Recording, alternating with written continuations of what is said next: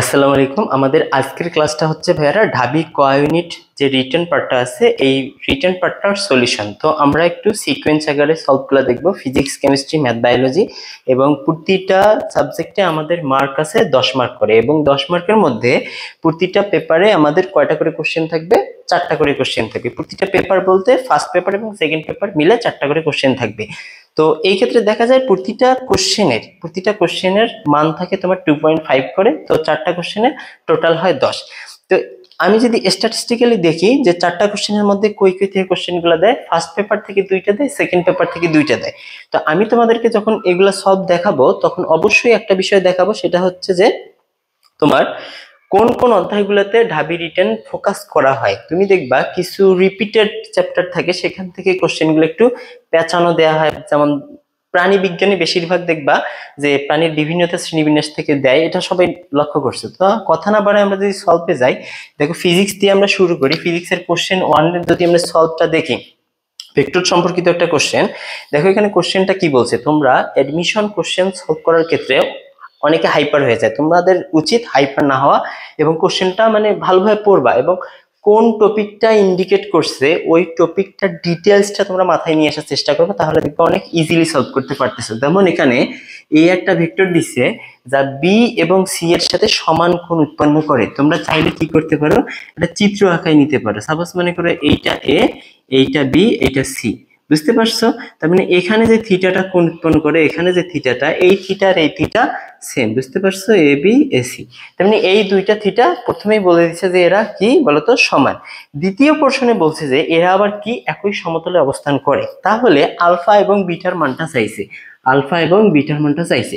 তাহলে দেখো আমরা প্রথম শর্ত থেকে যদি যাই, যে থিটা এ বি মানে কি A dot B divided by A B, মানে এ বি এর মান এইটা সমান কি হবে বলতো? থিটা এসি না? তার মানে থিটা এসি কে কি লেখা যায়? A dot C A C. বুঝতে পারছো? তার মানে এটা হচ্ছে থিটা এসি। মানে আমরা তো কন্ডিশন হচ্ছে theta A B theta AC কি সমান। মিশন কোশ্চেনে তোমাদের জায়গা খুবই অল্প থাকে, আমি ওই লেভেলে একটু জায়গা করে নিছি যাতে তোমাদের মানে কোশ্চেনগুলো তোমরা ওই আকারে একটু সলভ দিতে পারো। একটু শর্টকাট করার চেষ্টা করবা, যদি কোনো কারণে ভুল হয় তাহলে তোমরা সংশোধন আকারে করতে পারো। তো দেখো theta A B theta AC এরা বলে দিছে সমান। তো আমরা সমান থেকে কি কি বের করতে পারি? এ ডট বি হলে কি হয়, ডট গুণন তোমরা জানো, তাহলে এখানে হচ্ছে তোমার আলফা আলফা প্লাস 2 হচ্ছে। তাহলে নিচে কত হচ্ছে? এটার মান এটা কাটা যাচ্ছে, এটার মান হচ্ছে √2। এখানে হচ্ছে বিটা প্লাস 2 ডিভাইডেড বাই √2। বুঝতে পারছো? √2 কাটে দাও, এখান থেকে লেখা যায় তোমার আলফা ইকুয়াল বিটা। দেখো এতটুকু কিন্তু আমাদের বের হইলো। দেন আমরা এখানে আর একটা কথা বলছি যে এরা কি একই সমতলে অবস্থিত। একই সমতলে অবস্থিত হইলে কি হবে বলতো? এদের নির্ণায়ক কি হবে? শূন্য হবে। এদের নির্ণায়ক শূন্য হলে কি করা যায়? তাহলে আলফা টু বিটা, নিচে কত বলতো? 1 1 0 0 1 1। এটা কেন লিখলাম? এই যে আলফা টু বিটা 1 1 0, তারপর হচ্ছে তোমার এখানে 0 1 1। বুঝতে পারছো? এগুলা তোমাদের যেহেতু এসএসসি তে তোমরা 2 বছর পড়ে আসছো, সেহেতু আমি ওগুলা ডিটেলসে গেলাম না, ডিরেক্ট সলভে যাইতেছি। তো দেখো এটা নির্ণায়ক যদি তুমি বের করো, তাহলে আলফা নিলে কি হইতেছে বলো তো? আলফা নিলে কি হয়? 1 - 0 প্লাস 2 নিলে কি হয়? তোমার থাকতেছে 1 - 0 প্লাস বিটা নিলে কি হচ্ছে বলো তো? আমাদের 1 - 0। তাহলে এটা মান কি আসতেছে? এটা ইকুয়াল কত? 0। তাহলে এখানে আসতেছে alpha -2 plus beta is equal to 0। তাহলে alpha plus beta is equal to 2। তাহলে তোমার আলফা ইকুয়াল বিটা না, এটা থেকে এটা লেখা যায়। তাহলে তুমি কি লিখতে পারো বলো তো? Beta plus beta, beta plus beta equal টি। অতএব বিটা ইজ ইকুয়াল টু কি? 1। বিটা ইজ ইকুয়াল টু 1 হলে আলফা ইকুয়াল 1, কারণ হচ্ছে ভাইয়ারা আলফা আর বিটা কি পরস্পর সমান। তাইলে আমাদের কাঙ্ক্ষিত রেজাল্ট বের হয়ে গেল। তোমরা এভাবে জাস্ট একটু দেখাবা, তাহলে অনেক ইজি হয়ে যাবে। দেন আমরা যদি নেক্সট কোশ্চেনে যাই, নেক্সট কোশ্চেনটাতে দেখো আমাদের নেক্সট কোশ্চেনটা করছে তোমার সরল দোলক থেকে। সরল দোলক চ্যাপ্টারটা হচ্ছে চ্যাপ্টার 8 পর্যায়বৃত্ত গতি। এই চ্যাপ্টার থেকে প্রতিবারই দেখবে এডমিশনে কোশ্চেন দেওয়া দেয়। আমরা ওই কোশ্চেনটাতে এখন সলভে যাব, যে একটি সরল দোলকের ব্যবকলনীয় সমীকরণ হতে দেখা যায় x = a sin omega t plus del। তার মানে আমাদের সরণের সমীকরণটা কই থেকে দেখাইতে হবে? ব্যবকলনীয় সমীকরণ হতে দেখাইতে হবে। এটা একটা প্রুফ লাইক ব্যাপার। তাহলে দেখো আমরা জানি যে সরল দোলকের ব্যবকলনীয় সমীকরণ কোনটা বলতো? d² dt² x plus omega square x is equal to 0, এইটা হচ্ছে সরল দোলকের একটা ব্যবকলনীয় সমীকরণ। দেন আমি যদি তোমার এক্স ইজ ইকুয়াল টু এটা লিখি যে এ sine omega t plus del, omega t plus del, এইটাকে দেখো আমি যদি একবার অন্তরীকরণ করি টি এর সাপেক্ষে, তাহলে কি হয় এ ওমেগা কস ওমেগা টি প্লাস ডেল। এগুলো অন্তরীকরণ, তোমাদের যাদের একটু লেকিংস আছে তারা আবার ভালো করে একটু দেখবা, বুঝতে পারছো?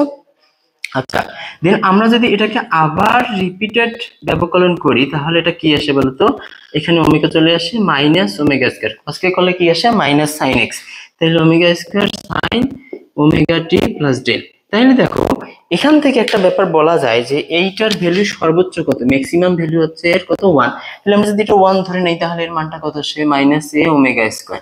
যখন এটা ম্যাক্সিমাম হয়, কখন ম্যাক্সিমাম হয়, যখন বিস্তার সরণের সমান হয় ওমেগা স্কয়ার এক্স। তাহলে এই মানটাকে আমরা কোথায় বসাই দেব, এখানে বসাই দেব, বসাই দিলে দেখো কি আসে minus omega square x plus omega square x is equal to 0। তাহলে এই যে left hand side is equal two কি হয় বলতো রাইট হ্যান্ড সাইড। তাহলে আমরা কি দেখাইলাম যে এটা ব্যবকলনীয় সমীকরণ হতে দেখানো যায় যে x is equal to a sine omega t plus del. বুঝতে পারছো? এইটা হচ্ছে আমাদের কোশ্চেন 2 এর সলিউশন। আমরা একটু দ্রুত যাইতেছি ভাইয়েরা, কারণ হচ্ছে অনেক টাইম লেগে যায়, কারণ 4টা কোশ্চেন করে থাকি প্রতিটা পেপারে। ফিজিক্সে একটু যদি কম টাইম লাগে, বাকিগুলোতে অনেক বেশি লেগে যায়। তো দেখো আমরা যদি 3 নম্বর কোশ্চেনটাতে যাই, 3 নম্বর কোশ্চেনটা চলতরিৎ থেকে দিছে। তো চলতরিৎ থেকে যখন কোশ্চেনটা আমরা পাই যে একটা সার্কিট, তো আমি এখানেই সবটা দেখাই যে উক্ত বর্ণনীতে I0, I1, I2 এবং I3 এর মধ্য দিয়ে প্রবাহিত তড়িৎ প্রবাহের মান নির্ণয় করতে বলছে। তাহলে এই টাইপ যখন তুমি কোশ্চেন পাবা, তখন তোমার ফার্স্ট কাজ হচ্ছে পুরা বর্তনীর মধ্যে দিয়ে কত এম্পিয়ার প্রবাহ যায়।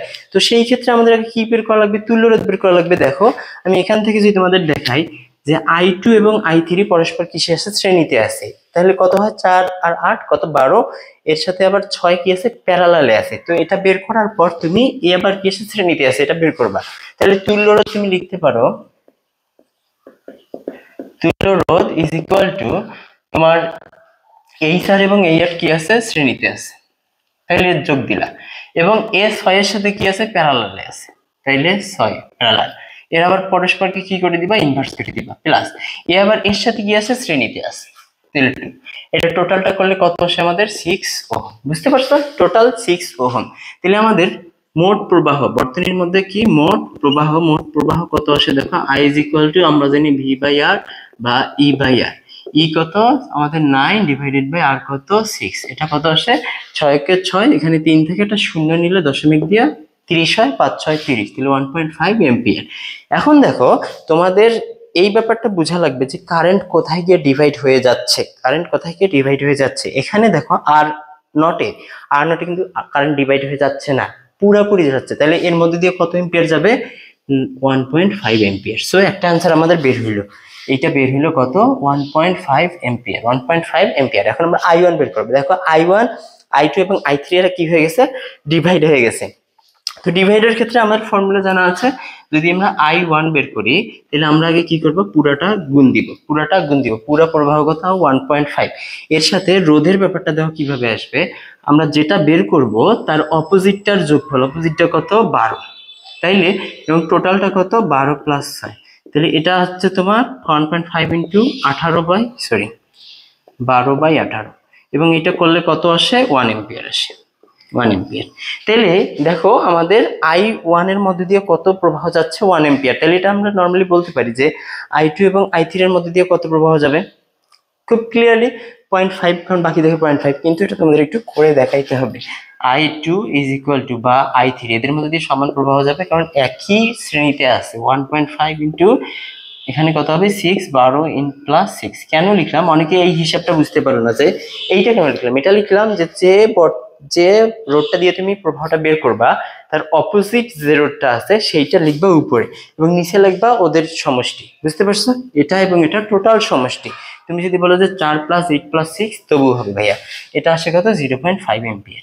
তাইলে দেখো আমাদের এই I2 কত আসলো, I1 কত বলতো 1 এম্পিয়ার, তাহলে এটা কত 0.5, এটা কত 0.5। এইভাবে জাস্ট একটু বের করে দিবা, তাহলে তোমরা একদম ফুল মার্কস পাবা। তাহলে দেখো আমরা কোশ্চেন 3 হইলো, এখন কোশ্চেন 4 যাব। কোশ্চেন 4 বলছে আধুনিক পদার্থবিজ্ঞান থেকে একটা কোশ্চেন, দেখো কি কি ডেটা দেয়া আছে। ডেটা দেয়া আছে তোমার এম ভরের একটি মিটার স্কেল। মিটার স্কেল মানেই বলো তো কি, যার তোমার কি বলতো দৈর্ঘ্য কত, এল নট তোমার 100 সেন্টিমিটার বা 1 মিটার তুমি বলতে পারো। মিটার স্কেল মানে কত, 1 মিটার। ভি সমদ্রুতিতে চলমান, স্কেলটির আপেক্ষিক দৈর্ঘ্য কত, তার মানে কি এল কত 60 সেন্টিমিটার, দৈর্ঘ্য 60 এবং আপেক্ষিক ভরবেগ 8, তার মানে পি কত 8 জুল পার। এটা হচ্ছে সি হচ্ছে তোমার বেগ, বুঝতে পারছো, বেগের মানটা দিছে। তো হলে ই এর মান কত বা আপেক্ষিক শক্তি কত। তো দেখো আমি এখান থেকে একটা ফর্মুলা জানি, দৈর্ঘ্য সংকোচন থেকে L is equal to L not root over 1 minus V square by C square. L এর মান কত 100 এবং 60 এবং এল নট এর মান 100 root over 1 minus V square by C square. এখান থেকে ক্যালকুলেশন করলে ভি ইজ ইকুয়াল টু আসে 0.8 সি। এটা তোমরা একটু ক্যালকুলেশন করে নিবা। 0.8 সি মানে হচ্ছে 0.8 into 3 into 10 to the power 8, বুঝতে পারছো, 10 to the power 8 metre per second. তো দেখো ভি এর মান বের হইলো, তাহলে আমাদের কি লাগবে, ই লাগবে। ই মানে জানো কি বলতো, এম সি স্কয়ার। এম এর মান কত, এখানে তুমি জানো P is equal to M V, তাহলে M is equal to P by V. তাহলে দেখো আমাদের এম এর বদল কাকে বসা যায়, পি বাই ভি কে বসানো যায়, সি স্কয়ার লেখা যায়। বুঝতে পারছো ভাইরা? তাহলে এখানে আমাদের এম লাগবে, পি বাই ভি হোক, ঠিক আছে। তাহলে পি এর মান কত দিছে বলতো, 0.8, 0.8 না 8 দিছে, এবং ভি এর মান তোমরা জানো 0.8 সি। এটা হচ্ছে জুল কুলম। দেখি একটু, joule per coulomb, joule per coulomb দিয়ে দিছে। তো দেখো জুল পার কুলম ইন্টু কত আমাদের এখানে সি স্কয়ার, তাহলে এটা টোটাল আসলে কত আসে 10 জুল। বুঝতে পারছো, joule coulomb 10 joule, sorry joule coulomb হবে, জুল পার কুলম না, জুল কুলম হবে। বুঝতে পারছো, যেহেতু ভর এবং বেগের গুণফল। তাহলে দেখো 10 জুল হচ্ছে আমাদের অ্যান্সার। এই হচ্ছে ফিজিক্সের সলিউশন। তাহলে আমরা কিসে যাবো, কেমিস্ট্রি সলিউশনে।